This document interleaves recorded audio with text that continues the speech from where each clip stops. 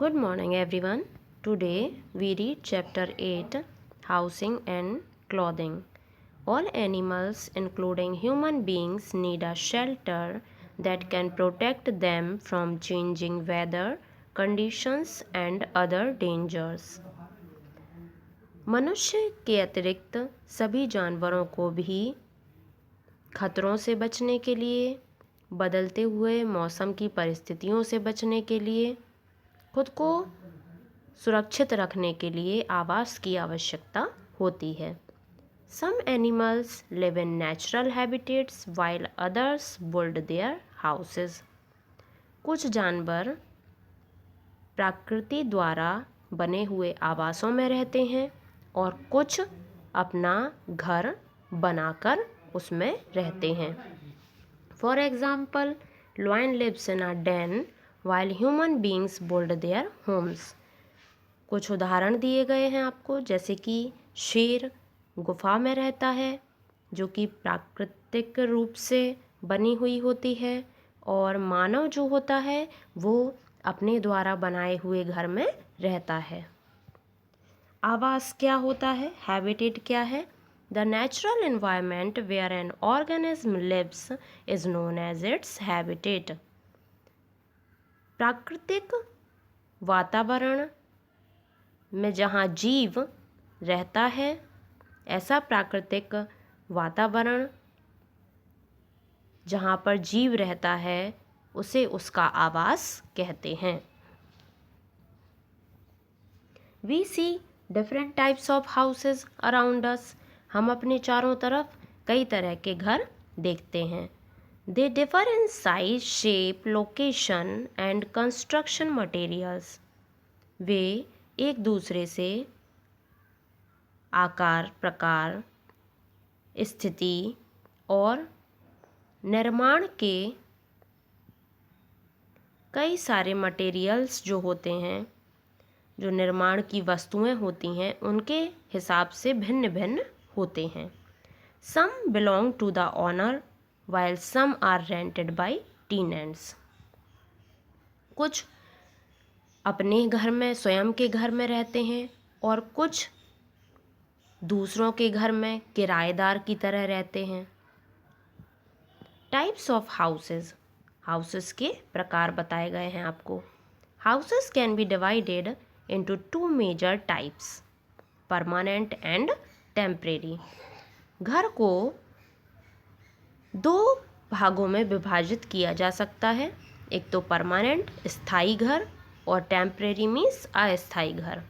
Permanent houses कौन कौन से होते हैं?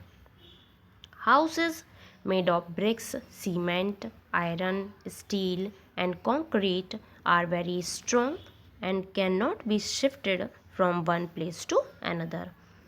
कुछ हाउसेस जो कि ब्रिक्स, सीमेंट, आयरन और स्टील और कंक्रीट से बने हुए होते हैं, वे बहुत ही मज़बूत होते हैं।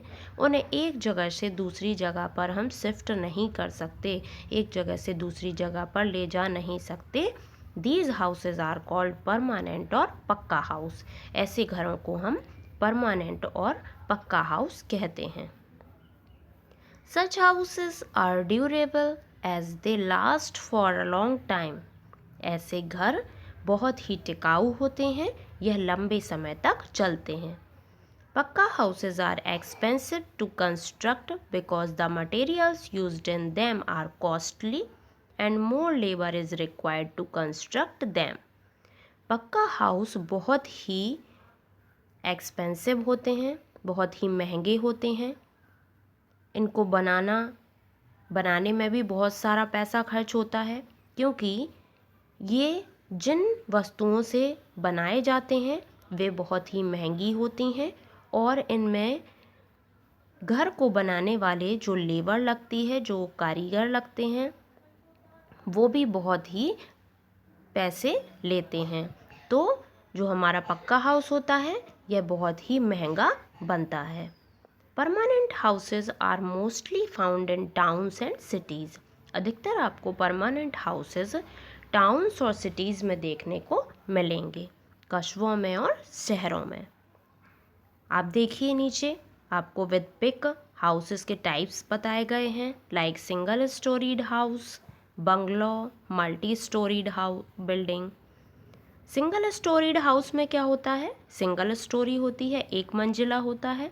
बंगलो बड़ा होता है और मल्टी स्टोर्ड बिल्डिंग जो होती है उसमें 2 से अधिक मंजिलें होती हैं, मतलब बहु मंजिलों वाला। नेक्स्ट देखिए page number 65। Permanent houses can further be divided into different types like single-storied house, bungalow and multi-storied buildings. Permanent house को भी हम कई भागों में विभक्त कर सकते हैं, जैसे कि एक मंजिला इमारत और बंगलो और बहुमंजिला इमारत। A single-storied house usually differs from a multi-stored building in the following 4 ways. जो सिंगल स्टोरीड हाउस होते हैं वो मल्टी स्टोरीड बिल्डिंग से 4 प्रकार से बहुत ही भिन्न भिन्न होते हैं। नंबर ऑफ स्टोरीज, फ्लोर्स, जैसे कि फ्लोर्स की संख्याओं के हिसाब से। A single storeyed house has only 1 floor. Single storeyed house में केवल एक ही फ्लोर होता है। While a multi storeyed building has more than 1 floor, multiple floors. और जो मल्टी स्टोरीड बिल्डिंग्स होती हैं उसमें एक से अधिक फ्लोर होते हैं, मतलब कई सारे फ्लोर्स होते हैं। एरिया एंड स्पेस, जगह के हिसाब से कैसे वो अलग अलग होते हैं। A multi storeyed building is built at places where limited land is available for habitation. A single storeyed house has as such no space limitations. जो मल्टी स्टोरीड बिल्डिंग होती हैं उनको बनाने के लिए बहुत ही कम जगह लगती है, और कम जगह जहाँ पर होती है वहाँ पर आराम से मल्टी स्टोरीड बिल्डिंग्स बन जाती हैं, कम जगह में भी।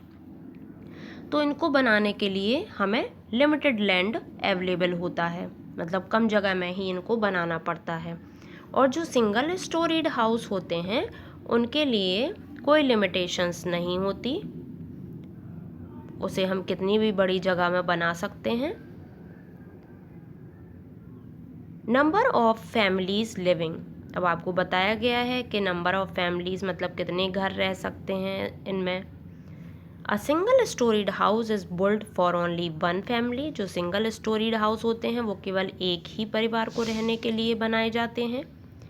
अ multi storeyed buildings accommodates many families, और जबकि मल्टी स्टोरीड बिल्डिंग्स जो होती हैं उनमें कई सारी फैमिलीज समायोजित रूप से रह सकती हैं, मतलब हर फ्लोर में अलग अलग फैमिली रहती है। Multi storeyed buildings are constructed by builders. जो मल्टी स्टोरीड बिल्डिंग्स होती हैं उनको निर्माणकर्ताओं द्वारा उनका निर्माण किया जाता है। And they sell them to other people, और उसके बाद उन्हें दूसरों को बेच दिया जाता है जिसको भी खरीदना हो। A single storeyed house is generally built by the owner. जो सिंगल स्टोरीड हाउस होता है वो मुख्यतः ओनर मतलब मालिक के द्वारा ही बनवाया जाता है। And his family lives in it, और उसमें वह मालिक खुद और अपने परिवार के साथ रहता है। Sometimes it is even rented to others, और कभी कभी कुछ लोग उसके 1-2 रूमों को दूसरों को रहने के लिए दे देते हैं, रेंट पर, किराए पर रहने के लिए दे देते हैं। फैसिलिटीज़, सुविधा क्या है। Residents of most multi-storied buildings have facilities within the complex like park, swimming pool, shopping complex, recreation center, etc. Multi storeyed buildings में रहने वाले लोगों के लिए कई सारी फैसिलिटीज़ अवेलेबल रहती हैं, जैसे कि वहाँ पार्क होता है, स्विमिंग पूल होता है, शॉपिंग कॉम्प्लेक्स होते हैं, रिक्रिएशन सेंटर होते हैं। रिक्रिएशन सेंटर मीन्स मनोरंजन के कई सारे सेंटर होते हैं।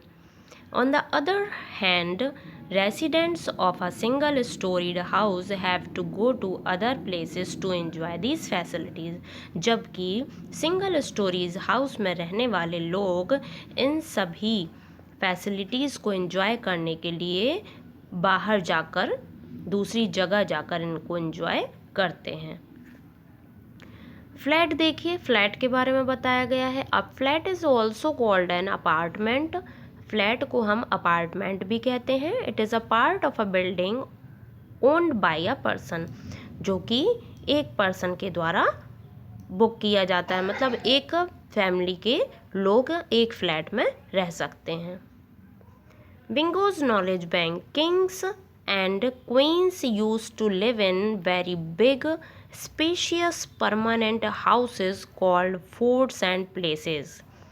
पहले जो राजा और रानी हुआ करते थे वो बड़े बड़े और बहुत ही आलीशान और परमानेंट हाउसेस में रहते थे, और उनके हाउसेस को फोर्ट्स और पैलेसेस कहा जाता था। ओके, अब आपको कुछ क्वेश्चंस दिए जा रहे हैं जिनको आपको सर्च करना है और फिल करना है। Who lives in the following buildings, आपको नीचे कुछ बिल्डिंग्स दी गई हैं, उनमें कौन रहता है। The white house, white house में कौन रहता है। द राष्ट्रपति भवन, राष्ट्रपति भवन में कौन रहता है। The Buckingham palace, Buckingham palace में कौन रहता है। ये किसके हाउसेस हैं, किसके हैं, ये आपको बताना है। This is your homework. Be sensitive, if you live in a rented house take care of it as if it is your own. ये बहुत अच्छी बात बताई गई है, इसको सभी को फॉलो करना चाहिए। यदि आप रेंटेड हाउस में रहते हैं, इट मीन्स यदि आप किसी के यहाँ किराए से रहते हैं, भले आप पैसे देकर रहते हैं, पर आपको उस घर की केयर अपने घर जैसे करना चाहिए, क्योंकि अगर आप उसमें रह रहे हैं और आपको रहना है तो हमें हर जगह को स्वच्छ रखना चाहिए और उसकी अच्छे से केयर करना चाहिए। ओके।